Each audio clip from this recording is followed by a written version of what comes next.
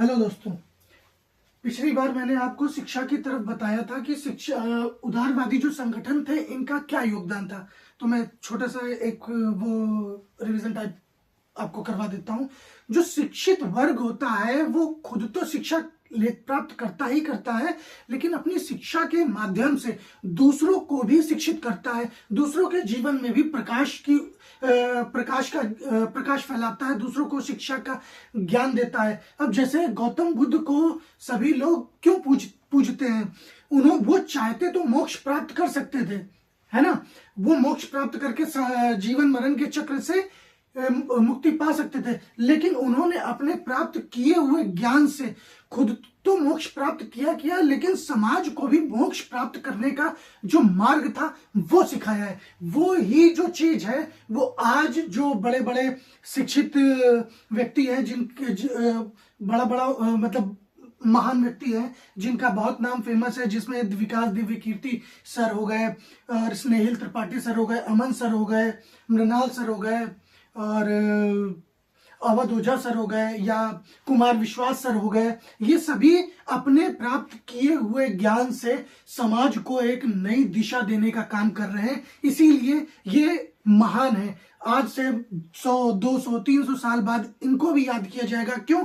क्योंकि इन्होंने भारत को ऐसे समय में ज्ञान का सही मूल्य बताने का प्रयास किया जब समाज में ट्विटर, व्हाट्सएप, इंस्टाग्राम, लोग इस पर ज्यादा ध्यान देते हैं और अपने दिमाग को क्लिष्ट करते जा रहे हैं। इन्होंने समाज को बताया है कि केवल व्हाट्सएप, ट्विटर या स्टेटस लगाने से ही कुछ नहीं होता।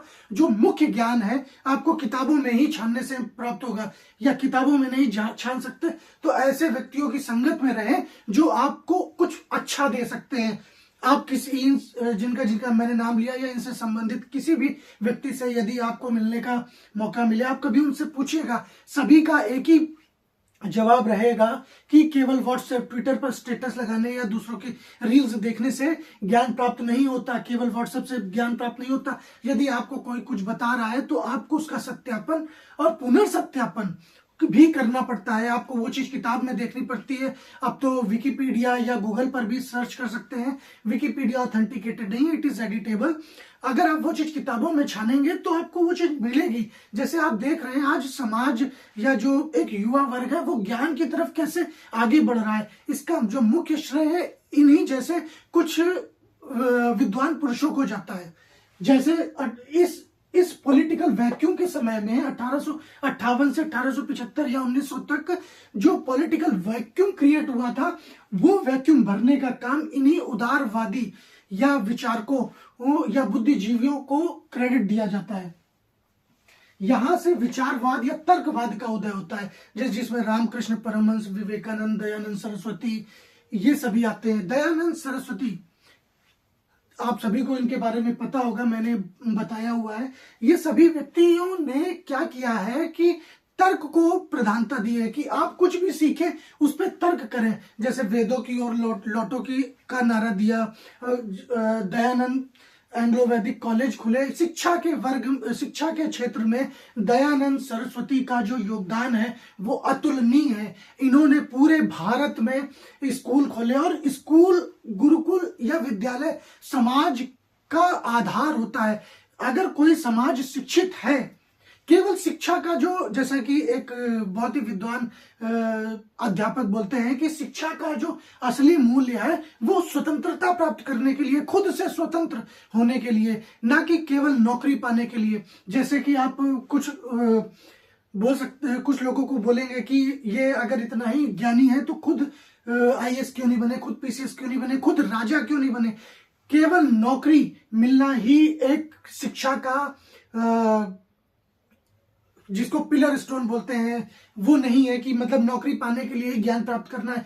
आपका विचार खुल जाता, विचार मतलब स्वतंत्र हो जाते हैं। विभिन्न परिस्थितियों में आपके सोचने समझने की कैपेसिटी डेवलप होती है। आपने जो मैथ्स पढ़ी होगी, गणित पढ़ी होगी 12th तक या बीएससी तक, उसका इस्तेमाल आप कहाँ करते हैं? आज की दुनिया में साइन थीटा, कॉस थीटा से क्या सॉल्व होता है? परंतु ये सभी एक समस्याएं थी जो मस्तिष्क की एक्सरसाइज, वर्कआउट का काम करती थी। आप अपने मस्तिष्क को जितना ज्यादा जटिल समस्याओं को हल करने की हल करने के लिए देंगे वो उतना ज्यादा तीव्र होगा, उतना ज्यादा सोचेगा, उतना ज्यादा मतलब नए नए विचारों को खोजेगा।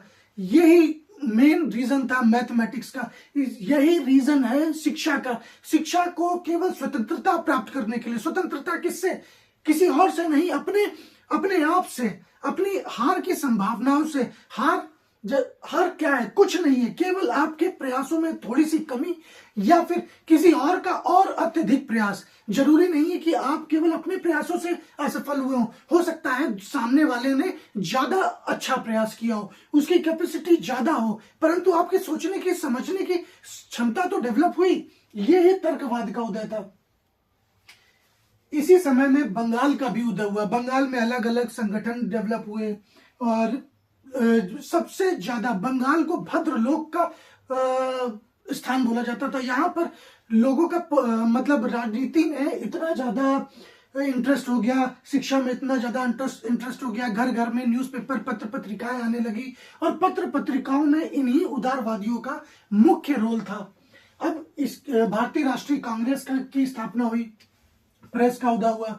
भारतीय राष्ट्रीय कांग्रेस का डायरेक्ट उदय नहीं हुआ है। भारतीय राष्ट्रीय कांग्रेस के उदय से पहले भी बहुत सारे जो संगठन थे वो भी बने हुए थे, जैसे Madras native association, land holder society, Bengal association, British association, Poona Sarvajanik Sabha या महाजन सभा।